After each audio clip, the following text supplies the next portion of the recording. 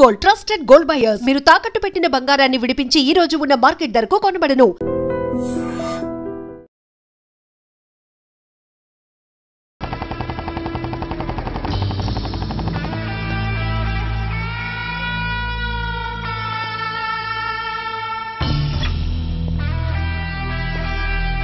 ఏంట్రా ఏంటి మీదకి వస్తున్నావు? ఏమన్నావురా? సిగ్నల్ పడకుండా ఎందుకు వెళ్ళావు? నన్ను నువ్వు ఏమన్నావు? బుద్ధి ఉందా లేదా అన్నాను. ఓహో,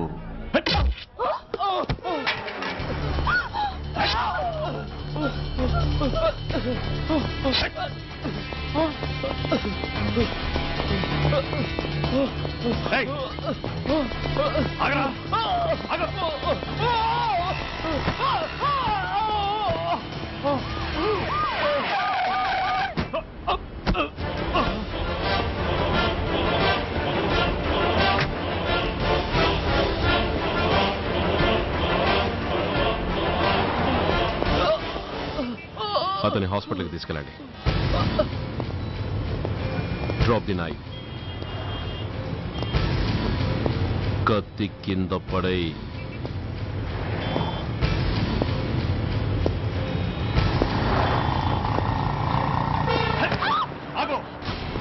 ముందుకొస్తే దీన్ని చంపేస్తా.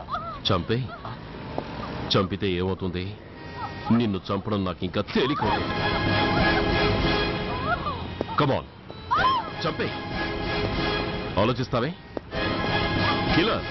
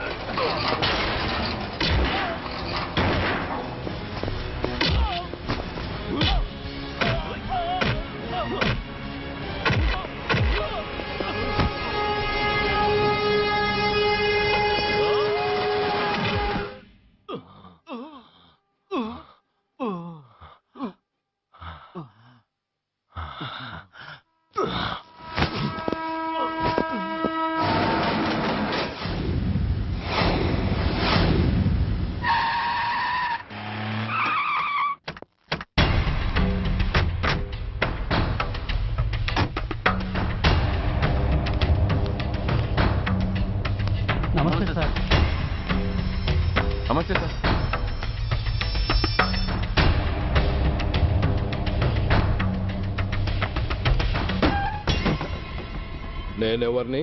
మీరు అదే నేనెవరిని? మినిస్టర్ అప్పలనాయుడు గారు సార్. మరి వాడేవాడు? మీ అబ్బాయి గారు సార్. అంటే అది తెలిసే వాడిని లోపలేసావా? ఎఫ్ఐఆర్ ఎక్కడ్రా?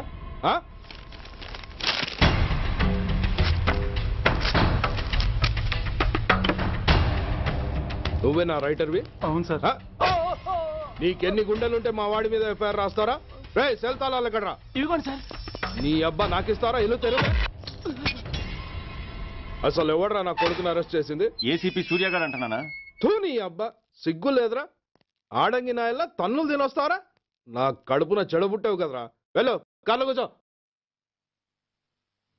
రే అసలే అడ్డదారులు అసెంబ్లీకి వెళ్ళినోడిని.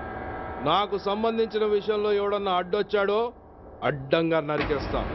ఆ విషయం మీ ఏసీపీ గడికి చెప్పు. కాకి బట్టలు వాళ్ళ ఇంటి కర్టెన్స్ అనుకునే ఇలాంటి మినిస్టర్స్ ని గుడ్డలోడు తీసి నడి రోడ్డు మీద నడిపించాలి sir. Control your self mister Surya. Control చేసుకోవడానికి ఇది ఆవేశం కాదు సార్, ఆవేదన. ఒక పొలిటీషియన్ కారిడోర్ తీయడానికి పోలీస్ కావాలి. వాడు చేసిన తప్పుడు పని వల్ల కడుపు మండిన అన్నల బుల్లెట్ల గడ్డుగా పోలీస్ కావాలి. ఆఖరికి వాళ్ళ పెళ్లాల బ్యూటీ పార్లర్కి వెళుతుంటే తోడుగా పోలీస్ కావాలి. ఇలాగే కంటిన్యూ అయితే పోలీస్ అనేవాడు పొలిటీషియన్స్ పెంచుకునే వింత జంతువు అనుకుంటారు సార్ ప్రజలు. సార్ ఈ దేశంలో హిందువులకో న్యాయం, ముస్లింలకో న్యాయం, సిక్కులకో న్యాయం ఉన్నట్టే పొలిటీషియన్స్కో న్యాయం, రౌడీలకో న్యాయం, పబ్లిక్కో న్యాయం ఉండేలా రూల్ ఒకటి తీసుకురండి సార్. లేకపోతే మా డ్యూటీ ఏంటో మేమేం చేయాలో మాకే అర్థం కావడం లేదు. రాజకీయం, రౌడీజం షేకెన్స్ ఇచ్చుకుని మమ్మల్ని దద్దమలు చేస్తున్నాయి. మీరేమో రూల్స్ రెగ్యులేషన్స్ అంటూ మా నోళ్లు చేతులు కట్టేస్తున్నారు. అందుకే ఏ రాజకీయ నాయకుడు లా అండ్ ఆర్డర్ లో జోక్యం చేసుకోకూడదని ఈ నిరసన.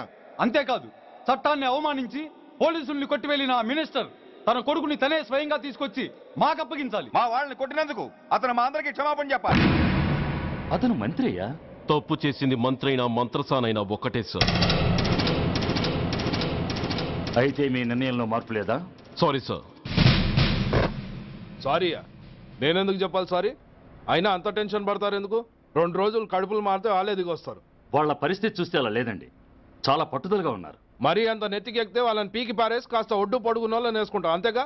ఏంటే అప్పలనాయుడు, పోలీసులు అంటే పొలాల్లో పనిచేసే కూలీలు అనుకుంటున్నావా? ఈ ఊరోడు పనిలోకి రాకపోతే పొరుగురు నుంచి లారీలో తెచ్చుకోవడానికి వాళ్ళకి వీళ్ళకి పెద్ద తేడా ఉందండి. ఆపోయా మినిస్టర్ తర్వాత కాస్త డిగ్నిటీ మెయింటైన్ చేయొద్దు. పోలీస్ స్టేషన్కి వెళ్ళి పోలీసుల మీద గుండెలా దౌర్జన్యం చేస్తావా? ఏంటండి పోలీసులను ఎప్పుడు ఎవడో తిట్టలేదా, కొట్టలేదా? అదేదో పెద్ద పాపమైనట్టు అది నేను మాత్రమే చేసినట్టు మాట్లాడతారేంటి? ఇదిగో ఊరికే నోరు పారేసుకోకుండా నేను చెప్పేది విను. ఈ రోజు వైజాగ్ సిటీ వరకు ఉన్న ఈ స్ట్రైక్ రేపు స్టేట్ అంతా పైకిందనుకో, అప్పుడు మొత్తం ప్రభుత్వానికి ఎసరు వస్తుంది. ఆ పరిస్థితి కనుక వస్తే నిన్ను పార్టీ నుంచి ఈగ ముక్కను పీకినట్టు పీకి పారేస్తారు. అప్పుడుగా నేను ఎందుకు చెప్పాను నీకు అర్థం కాదు. అప్పలనాయుడు గారు, ప్రెసిడెంట్ గారు చెప్పింది కరెక్ట్. గోటితో పోయేదాన్ని గొడ్డల దాకా తెచ్చుకోవడం దేనికి చెప్పండి? అయితే ఇప్పుడు నన్ను ఏం చేయమంటారు?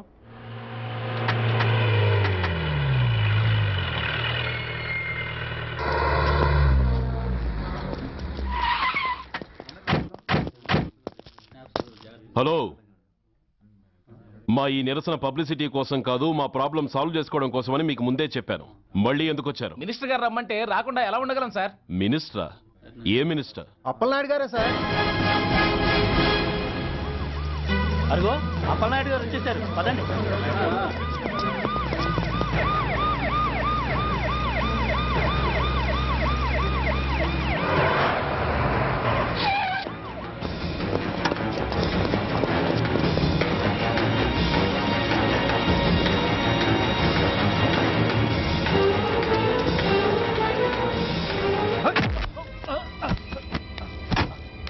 నా కొడక ఏమనుకుంటున్నారా? నువ్వేమన్నా పెద్ద రౌడీవా? నా పరువు తీసేసావు కదరా, నా కడుపును చెడబుట్టావు కదా బాబా. పోలీసులు అంటే ఎవరు అనుకుంటున్నారా? వాళ్ళు మనల్ని కాపాడేవాళ్ళరా? వాళ్ళనే అవమానిస్తావా? వెళ్ళరా, వెళ్ళి వాళ్ళ కాళ్ళ మీద పడి క్షమాపణ అడుగు, వెళ్ళవు. వీడు చేసిన వెధవ పని తెలియక కన్న తండ్రిగా తొందరపడి వీడిని తీసుకెళ్లాను. నిజం తెలిసాక ఓ బాధ్యత గల మంత్రిగా జరిగిన దానికి సారీ చెప్పి వీడిని మీకు అప్పగిస్తున్నాను. నన్ను క్షమించండి. చాలా థ్యాంక్స్ అండి. ఇంకా మీరు కెమెరాలు ఆపండి. మినిస్టర్ గారు మిమ్మల్ని పిలిపించిన కార్యక్రమం అయిపోయింది, మీరంతా బయలుదేరచ్చు ప్లీజ్. పిలవగానే వచ్చినందుకు మీ అందరికీ చాలా థ్యాంక్స్.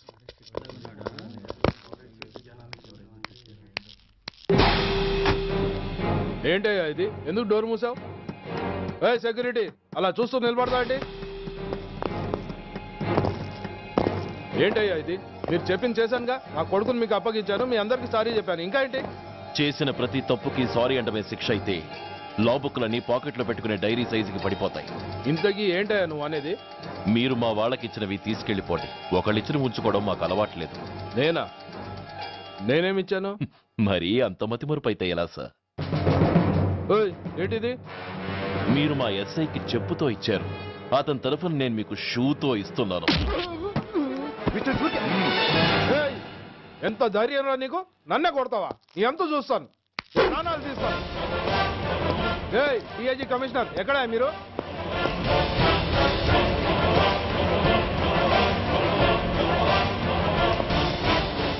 ఇది మా రైటర్కి ఇచ్చింది, ఇది మా సెంట్రీకి ఇచ్చింది. ఇక ఒకటే ఒకటి మిగిలి ఉంది. ఇంకోట ఏంటది? ఈ ఎఫ్ఐఆర్ ని నలిపినందుకు.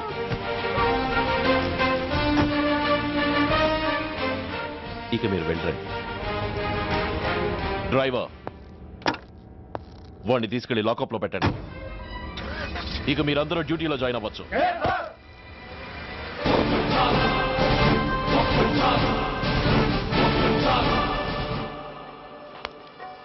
Hello, excuse me. స్మోక్ చేస్తూ డ్రైవింగ్ చేయటం అపాయకరం. Sorry sir. స్మోక్ చేస్తూ వాకింగ్ చేయటం సురక్షితం.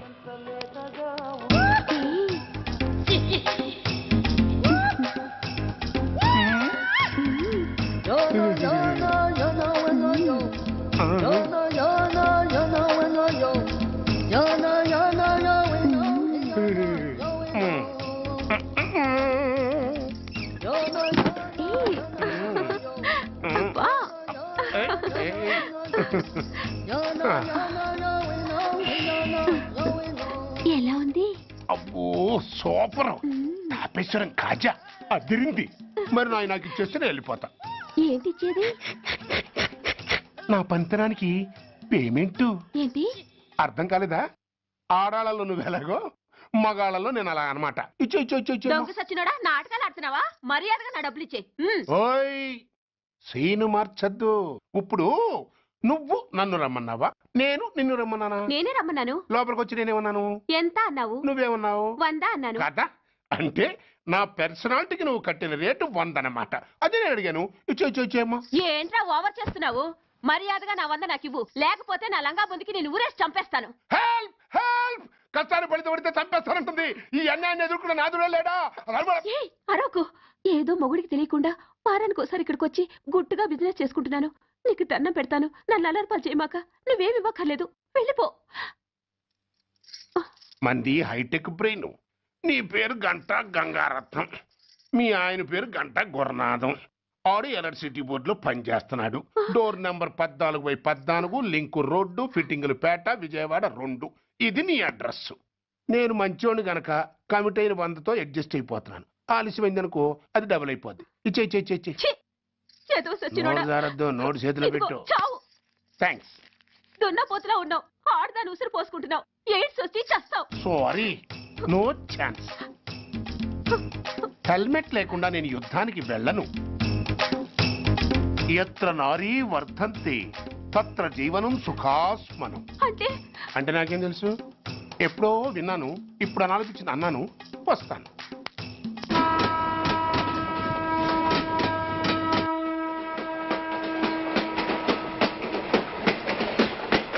మొత్తానికి స్వర్ణాంధ్రప్రదేశ్ పర్యటన ఒక రౌండ్ పూర్తయ్యి 2వ రౌండ్లో పడ్డా ఉన్నమాట.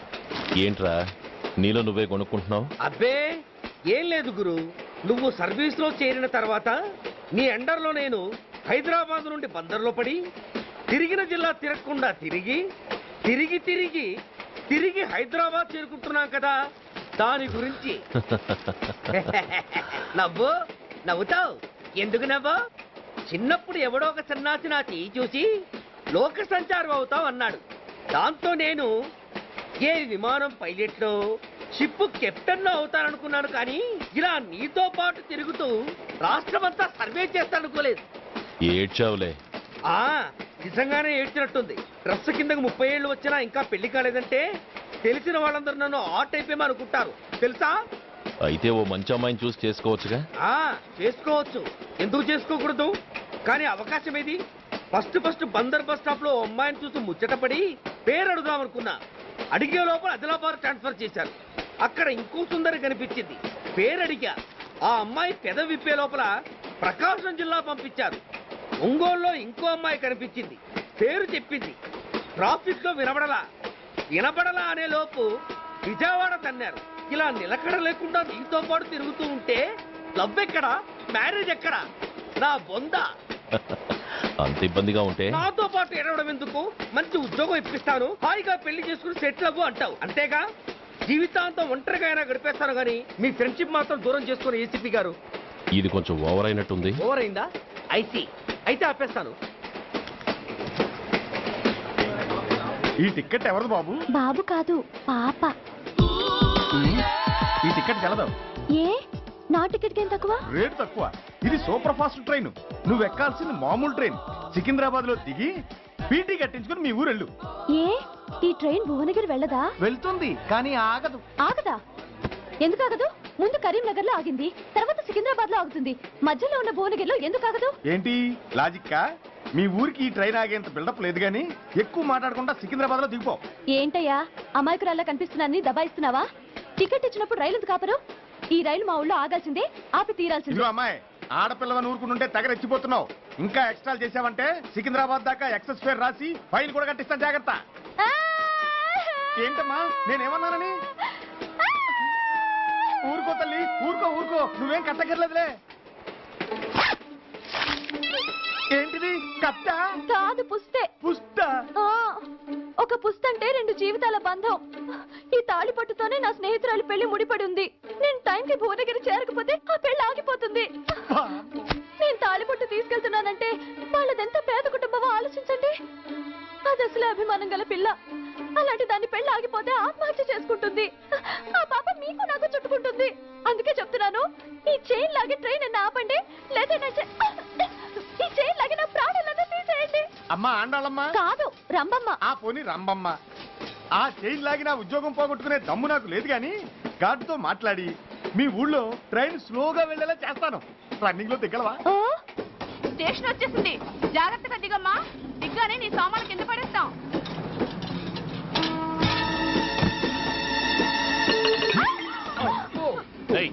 అసలు నీకు బుద్ధుందా? రన్నింగ్ లో ట్రైన్ ఎక్కుతున్నావు, పొరపాటున స్లిప్ అయితే? అబ్బో, ఏంటి గురు సహాయం చేస్తే సైరన్ లాగుతుంది? నీకు అసలు బుద్ధుందా? ఇక్కడ బండి ఆగదని తెలిసి ఆ టీసీగాడి కాళ్ళు గడ్డలు పట్టుకుని బతిలాడి బండి స్లో చేసుకుని దిగితే నేను పడ్డ శ్రమంతా వృధా చేసి నన్ను మళ్ళీ లోపలికి లాగేసి రక్షించినట్టు పోసు కొట్టి పైగా లెక్చర్లు ఇస్తావా? కథ అడ్డం తిరిగిందే. ఇదిగో ఈ తాళి పొట్టు నా స్నేహితురాలి పెళ్లి టైంకి అందించడానికి రన్నింగ్ ట్రైన్ నుంచి దిగాను. నన్ను మళ్ళీ ట్రైన్ లోకి లాగేశావు.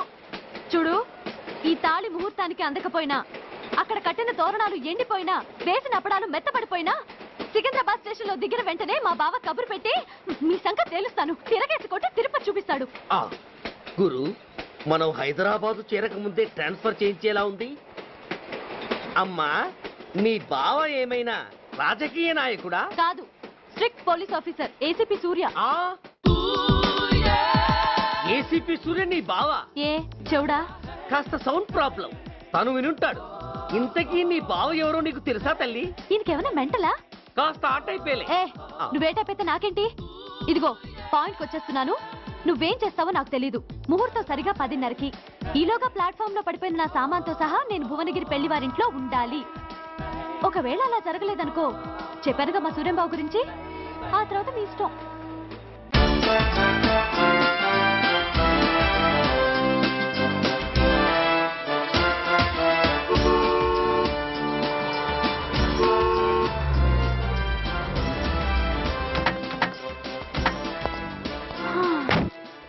జురాసిక్ పార్క్ లో చిన్న డైనోసార్ లాగా ఏంటా లుక్కు? వెళ్ళి డిక్కీలో సామాన్లు తీసుకురా.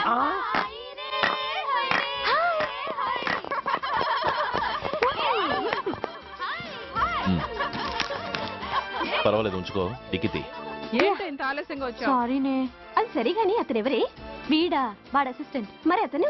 వాడా, మన బాడీ గార్డ్. అవును, పెళ్లి కూతురేది? లోపల మేకప్ అవుతుంది. నీ మీద చాలా కోపంగా ఉంది. కనీసం 2 రోజుల ముందైనా వస్తామని ఎక్స్పెక్ట్ చేసింది. దాని కోపం పోగొట్టడానికి నా దగ్గర ఓ మంత్రం ఉందిలే. ఈ ప్రెజెంటేషన్ చూడగానే అది ఐస్ అయిపోతుంది.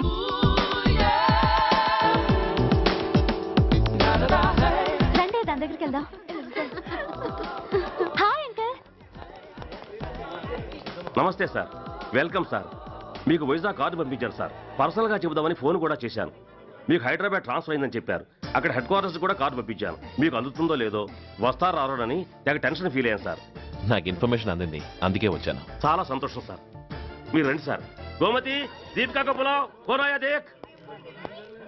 ఏంటి అతను నీ బాడీ గార్డ్ అన్నావు? అంకుల్ ఏమో అంత రెస్పెక్ట్ ఇచ్చి హడావుడు చేస్తున్నారు. ఉండవే, అసలే మతిపోయి నేను ఎడుస్తుంటాను. హలో, ఏంటి జురాసిక్ పార్క్ లో పెద్ద డైనోసార్ లా మొహం పెట్టావు? షాక్ అయ్యావా? అప్పుడే ఏమైంది? ఇంకా ముందుంది. ఇదిగో నీ బ్యాగ్, ఇదిగో నీ పెట్టి. నీకెప్పుడూ చెప్తుండేవాడిని, మా పోలీసులో హీరో, మా డిపార్ట్మెంట్ కి గర్వకారణమని. అంటే ఏసీపీ సూర్య. అవునమ్మా. Nice meeting sir. I'm so thrilled sir. మా భార్య సార్. నమస్తే జీ. నమస్తే. మా అల్లుడు sir. Glad to meet you sir. వాళ్ళ father sir, ACP Suryan sir. Hello sir. ఏవేరమ్మా ఇలా రావే? ఏ నిన్నే పిలుస్తుందే. నోరు ముయండి. Hello, calling. Go go.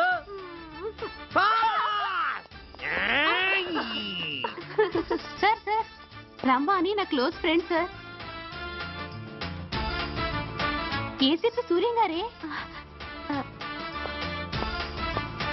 బావకి మరదల్ని కొత్తగా పరిచయం చేస్తున్నారేంటి? మరదలా? ఓహో, ఇది పెళ్లి మండపం కాదు, పెళ్లి కూతుళ్ళ ఫ్యాక్టరీ. ఇండియాలో ఉండే పెళ్లి కూతుళ్ళందరూ ఇక్కడే ఉన్నారు. ఇక్కడే ఇప్పుడే ఏదో ఒక అమ్మాయిని సెటప్ చేసుకుంటారు.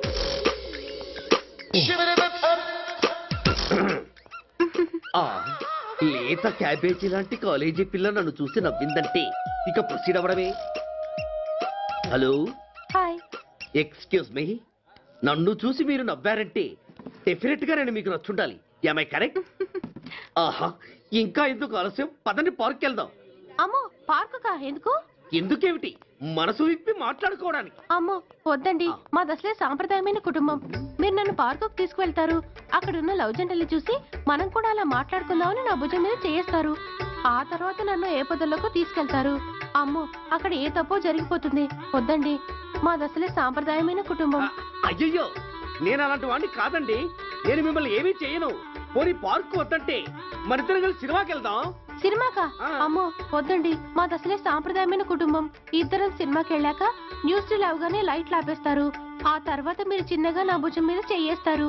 ఆ చీకట్లో లిప్ టు లిప్ కిస్ చేస్తారు. ఆ తర్వాత ఏ తప్పో జరిగిపోతుంది.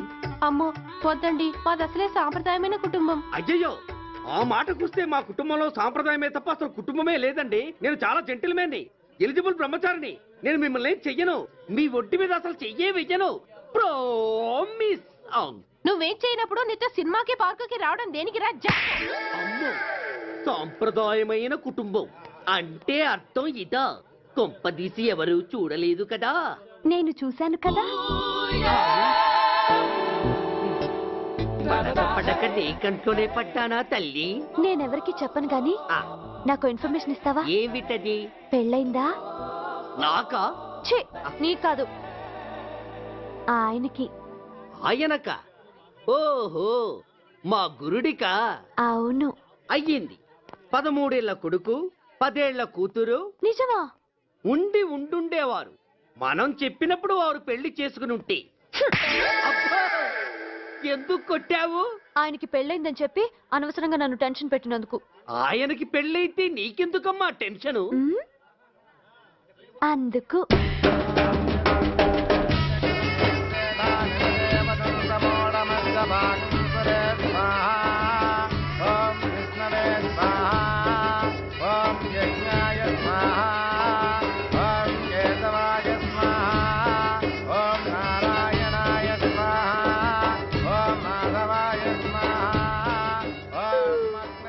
ఎందుకే అలా ఉన్నావు?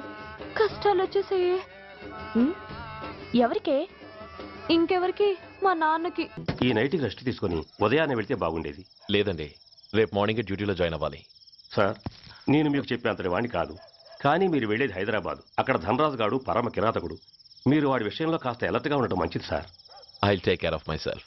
Anyway thank you. బాయ్. మంచిది సార్. See you. నమస్తే జీ. Ta-ta stereo. రేయ్ షట్ అప్. వై? ఎక్కు. Yes yes. వెళ్ళొస్తాం సార్. ఉంటారు. Go go. అంకుల్, అసలు ఆ ధనరాజ్ అంటే ఎవరు? వాడు అంత డేంజరస్ ఫెల్లర్. కాకి బట్టలు వాళ్ళ ఇంటి కర్టెన్స్ అనుకునే ఇలాంటి మినిస్టర్స్ ని గుడ్డనోడు తీసి నడి రోడ్డు మీద నడిపించాలి సార్.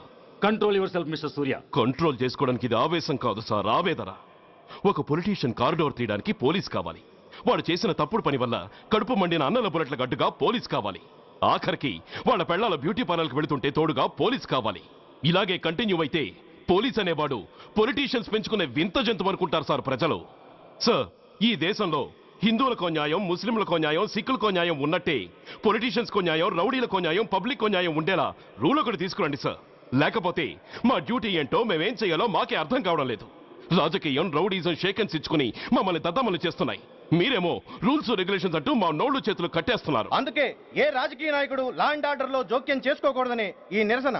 అంతేకాదు, చట్టాన్ని అవమానించి పోలీసుల్ని కొట్టివెళ్లిన మినిస్టర్ తన కొడుకుని తనే స్వయంగా తీసుకొచ్చి మాకు అప్పగించాలి. మా వాళ్ళని కొట్టినందుకు అతను మా అందరికి క్షమాపణ చెప్పాలి. అతను మంత్రియా?